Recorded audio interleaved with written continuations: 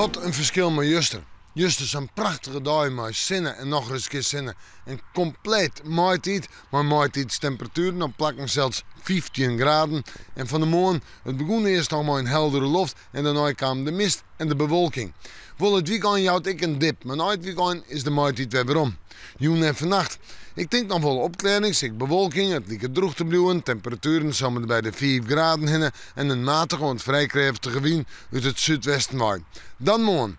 Dan heb ik een meest bewolkte dag. Er kan misschien nog eens even wat zinnen wezen, maar meest bewolkt. En dan lijkt het bij us en de junta droog blijven te kunnen. Maar een temperatuur tussen de 10 en de 13 graden, nog altijd nog aan de hege kant. En de wind uit het zuidwesten waait matig en vrij krachtig. In de juntijd, in de nacht, rein, lichte rein, misschien wel een paar buien of een buiig karakter. Dan de sneeuw, met bewolking, met wat rein. Misschien hier een glimpje zinnen, maar dat had er wel aan. En ik denk meestal iets of hier en daar bewolkt, met temperaturen tussen de 9 en de 11 graden. En de wind, ik dan nog altijd uit het zuidwesten waai, die zal matig wezen, misschien wel zijn westelijk. En als we vooruit joggen, dan komen we een mannetje met droogwaar, een tiesje droogwaar, een waasje droogwaar.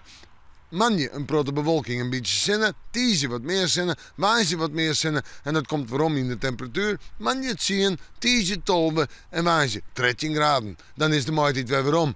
We moeten morgen maar weer even in het waasje.